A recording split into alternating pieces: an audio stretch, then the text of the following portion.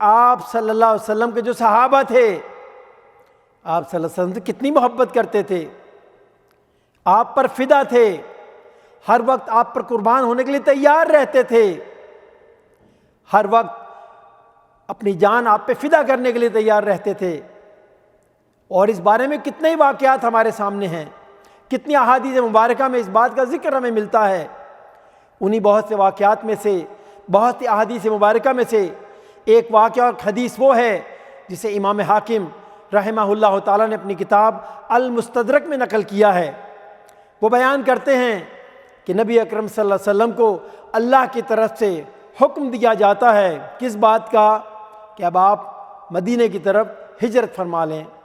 چنانچہ آپ صلی اللہ علیہ وسلم ابو بکر صدیق کو یہ حکم دیتے ہیں کہ اللہ کی طرف سے ہجرت کا حکم آ گیا ہے، اور ابو بکر صدیق رضی اللہ تعالی عنہ ان کے نصیب جاگ جاتے ہیں۔ اس سفر میں آپ کی رفاقت ان کے نصیب میں آتی ہے۔ اب کیا ہوتا ہے؟ سفر جاری ہے، نبی اکرم صلی اللہ علیہ وسلم غور فرماتے ہیں، ابو بکر کبھی اپنی اونٹنی کو لے کر آگے نکل جاتے ہیں اور کبھی اپنی اونٹنی کو پیچھے کر لیتے ہیں۔ نبی اکرم صلی اللہ علیہ وسلم بار بار اس چیز کو جب دیکھتے ہیں تو آپ سے نہیں رہا جاتا، ارشاد فرماتے ہیں، ابو بکر کیا بات ہے؟ میں غور کر رہا ہوں، کبھی تم اپنی اونٹنی کو لے کے مجھ سے آگے نکل جاتے ہو اور کبھی تمہاری اونٹنی پیچھے چلی جاتی ہے، آخر کیا بات ہے؟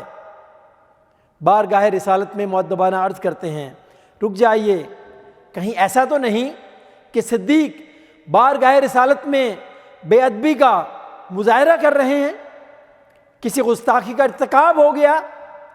نہیں، ایسا نہیں ہے۔ ابو بکر کی صدیقیت کا تو راز ہی یہی ہے کہ تمام صحابہ میں سب سے زیادہ آپ سے محبت کرنے والے، سب سے زیادہ آپ کی بارگاہ میں باادب تھے۔